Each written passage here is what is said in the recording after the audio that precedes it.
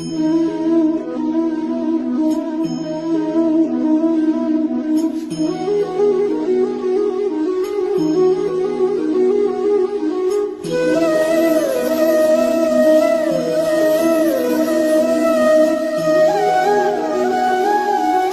महादेव, जय श्री महाकाल। कैसे हैं आप? कमेंट बॉक्स में ज़रूर बताइएगा। मैं हूं आपकी साथी ज्योति। आप इस समय अपना और मेरा दोनों का यूट्यूब चैनल देख रहे हैं।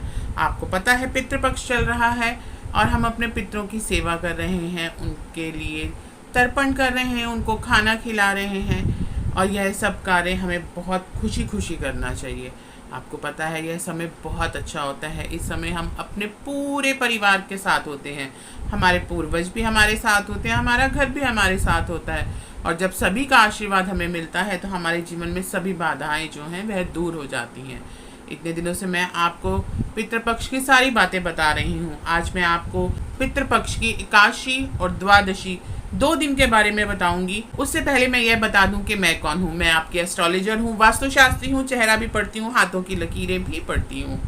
आज हम बात करेंगे पितृपक्ष में आने वाली एकादशी और द्वादशी की। यह 2 तिथि ऐसी होती हैं जब इसमें कोई भी लड़की अपने ससुराल में किसी भी पूर्वज का श्राद्ध करती है। अपने ससुराल में अगर हम किसी का भी श्राद्ध करते हैं, इन 2 तिथियों पे अगर हमारे घर में किसी का श्राद्ध पड़ता है और हम श्राद्ध करते हैं तो इसका आधा भाग जो है वह स्वतः ही लड़की के मायके के पूर्वजों के खाते में चला जाता है, उनको समर्पित हो जाता है। यह 2 तिथियां ऐसी हैं जब जो भी श्राद्ध किया जाता है, जो भी बहू अपने ससुराल में किसी भी पूर्वज का श्राद्ध करती है तो उसका आधा भाग जो है वह स्वतः ही उसके मायके में चला जाता है। इसीलिए कहते हैं कि लड़का 1 कुल को तारता है और लड़की 2 कुलों को तारती है। यही रीज़न है, इसी वजह से यह कहावत बनी है, इसी वजह से यह कहावत सिद्ध भी होती है। यह सत्य होती है कि हाँ जी, लड़कियां 2 कुलों को तारती हैं और लड़का 1 कुल को तारता है। यह सारी बातें अगर हम ध्यान रखें तो हम अपने पूर्वजों का, अपने मायके से जो पूर्वज हैं उनका सभी का आशीर्वाद स्वतः ही प्राप्त कर लेते हैं। इसीलिए ध्यान रखिएगा, बड़े शिद्दत से और बड़े विश्वास और श्रद्धा के साथ काम कीजिएगा और अपने जीवन में फ़र्क जो है वह स्वतः ही महसूस कीजिएगा। आज मैं आपको इन 2 तिथियों का महा उपाय बताऊंगी। अगर यह 2 तिथियां आती हैं, एकादशी और द्वादशी, अगर आप श्राद्ध करते हैं तो भी, नहीं करते तो भी, अगर यह उपाय, अगर ख़ास तौर से जिनकी कुंडली में पितृदोष है उन्हें यह ज़रूर करना चाहिए। अगर आपकी कुंडली में पितृदोष नहीं भी है तब भी मैं आपसे कहूँगी कि एकादशी और द्वादशी पे यह किया गया उपाय आपके जीवन में सभी मनोकामनाओं को पूर्ण करता है। आपके समस्त कार्य सिद्ध होते हैं, आपको सभी का आशीर्वाद मिलता है, प्रभु का आशीर्वाद मिलता है और आपकी ज़िंदगी बहुत खुशहाल बनती है। आइए अब हम देखते हैं कि हमें करना क्या है। आज के दिन हमें 1 पीपल का पत्ता लेना है, उसे धोकर गंगा जल से स्वच्छ कर लेना है, पवित्र कर लेना है और उस पर 7 बिंदु शहद की लगानी है, यानी 7 ड्रॉप्स जो हैं वह आपने शहद की डालनी है अलग अलग जगह पे। इसी के साथ आप 7 चावल के दाने, यह खंडित नहीं होने चाहिए। आपको मालूम है कि जब भी हम ऐसा कोई कार्य करते हैं तो हमें खंडित चावल यूज़ नहीं करने चाहिए। चावल वह लीजिएगा जो पूर्ण हो। 7 चावल के दाने, 7 चंदन की बिंदियाँ, आप अपनी उंगली से 7 चंदन की बिंदी लगाइएगा उस पर जहाँ आपने 7 ड्रॉप्स जो हैं वो शहद की डाली हैं, वहीं पर 7 जो बिंदियाँ हैं वह आप चंदन की लगाएंगे। यह चंदन बहुत काम का है। चंदन से आपको पता है कि सभी पूजाएं होती हैं। यह चंदन हमारे पितरों को भी समर्पित किया जाता है, उनकी ज़िंदगी में भी बहुत प्रभाव देता है यह चंदन। आप यह करके देखिएगा। आपने 7 ड्रॉप्स जो हैं वह शहद की डालनी है, 7 बिंदियाँ आपने उस पर चंदन की लगानी है और साथ ही चावल के दाने रखने हैं। वह चावल पूर्ण होने चाहिए। इसके बाद थोड़े थोड़े जौ रखिएगा और थोड़े थोड़े काले तिल रखिएगा। इनकी कोई क्वांटिटी नहीं है, आप अपनी मर्जी से रख सकते हैं। यह रखिए, इतना ध्यान रखिएगा कि छलके नहीं। इन्हें अपने पूर्वजों का नाम लेकर, अपना गोत्र बोलकर, अपना नाम बोलकर और जिनके लिए आप यह कर रहे हैं उनका नाम बोलकर इसे एक बहते पानी में प्रवाहित कर दीजिए। अगर आपके यहाँ कोई बहते पानी का जरिया नहीं है, कोई तालाब नहीं है, कोई नहर नहीं है, कोई नदी नहीं है, तो कोई बात नहीं, आप इसे बरगद के पेड़ के नीचे रखाइएगा या पीपल के वृक्ष के नीचे रख दीजिएगा। अच्छा यह होगा कि आप इसे पानी में प्रवाहित करें तो इसका असर जल्दी हमें मिलता है, इसका प्रभाव जल्दी होता है। लेकिन अगर नहीं हो तो आप यह दूसरा कार्य भी कर सकते हैं। लेकिन कोशिश यह कीजिएगा कोई कुआं, कोई तालाब, कोई नहर अगर आपके यहाँ है तो इसे जल प्रवाह करके आइए और अपने पितरों से क्षमा मांगिए। घर आइए और दक्षिण दिशा में जहाँ आपने अपने पितरों की फ़ोटो लगा रखी है वहाँ उनके सामने खड़े होकर उनसे माफ़ी मांगिए और कहिए कि हमारी गलतियों को क्षमा करें और हमें अपने आशीर्वाद दीजिए। यह छोटा सा उपाय है। अगर आपकी ज़िंदगी में पितृदोष है तो स्वतः ही शांत हो जाएगा। आपको ज़िंदगी में कभी भी अपने पितरों से कोई बुरा प्रभाव नहीं मिलेगा, आपको उनका आशीर्वाद ही मिलेगा। और अगर उनका आशीर्वाद मिलेगा तो प्रभु का आशीर्वाद स्वतः ही मिल जाएगा। भोलेनाथ आपकी समस्त मनोकामनाओं को पूर्ण करेंगे, आपके पितरों की मनोकामनाओं को पूर्ण करेंगे, उनको मोक्ष देंगे, उनकी मुक्ति का जो जरिया है, जो रास्ता है वह खोल देंगे।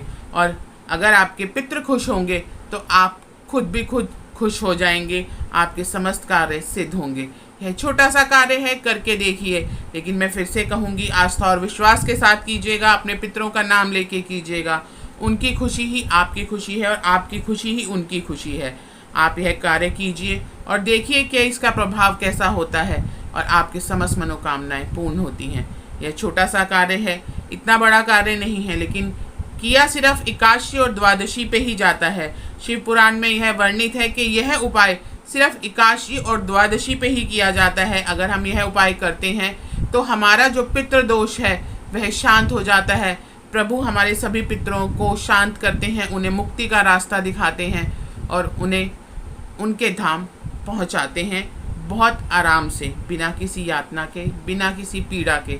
जब हमारे पूर्वज जो हैं ऊपर आराम से जाएं, कोई विघ्न ना हो, कोई बाधा ना हो, तो वह हमें आशीर्वाद देते हुए जाते हैं और आगे उनको भी आशीर्वाद मिलता है और मुक्ति मिलती है। और यही हमें चाहिए होता है हमारी ज़िंदगी में। अगर पितृदोष ना हो तो हमें सभी मनोकामनाएं पूर्ण होती हैं। हमारे मैक्सिमम 99% काम जो हैं वह बड़ी आसानी से और बड़ी इजीली हो जाते हैं।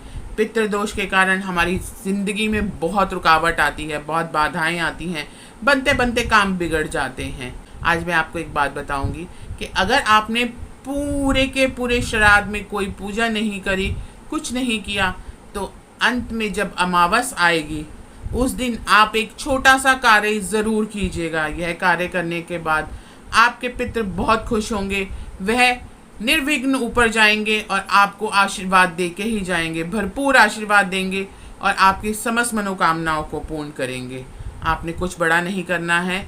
अमावस के दिन आपने संध्या टाइम में 7 बजे के करीब आपने एक आपके घर के पास अगर कुआं है, नहर है, तालाब है, नदी है, कुछ भी है, तो एक चौमुखा दीपक आप वहाँ पर ज़रूर जला के आइएगा अपने पितरों के नाम से।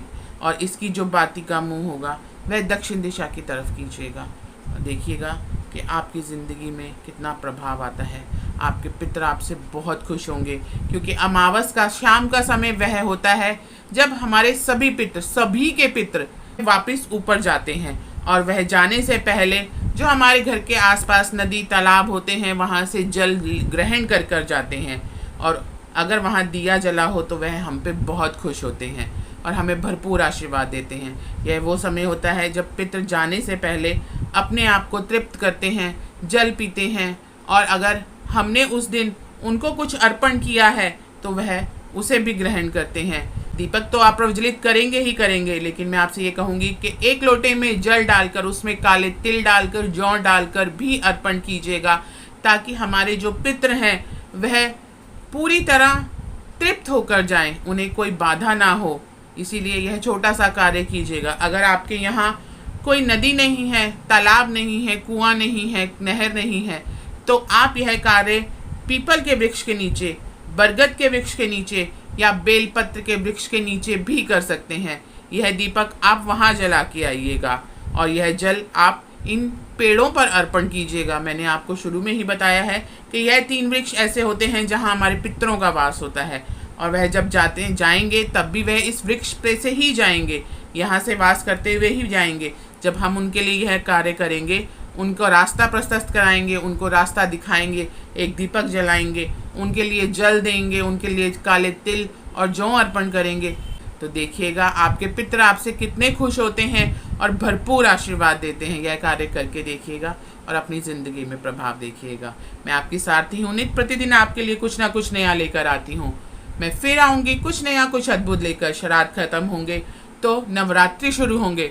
नवरात्रि कैसे हैं, माता रानी किस पर आएंगी, माता रानी का वाहन कौन सा होगा, यह सब मैं आपको बताऊंगी। इन नवरात्रों का प्रभाव कैसा होगा, यह नवरात्रि अपने लिए क्या लेकर आएंगे और हमें क्या देंगे, यह सब मैं आपसे शेयर करूंगी। आप इंतज़ार कीजिएगा, लेकिन यह श्राद्ध के जो छोटे छोटे उपाय हैं वह कीजिए और अपनी ज़िंदगी को खुशहाल बनाइए। अपनी ज़िंदगी से सभी समस्याओं का समाधान करवाइए। अपने पितरों का आशीर्वाद लीजिए। वह जब जाएंगे तब भी उनसे यही कहिएगा कि हमें हमारी गलतियों के लिए क्षमा करें और हमें आशीर्वाद दें।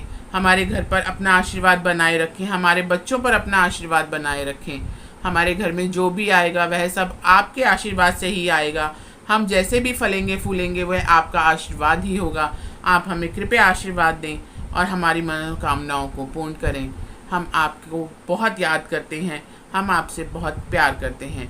यह अपने पूर्वजों को ज़रूर कहिएगा, अपने पितरों को ज़रूर कहिएगा।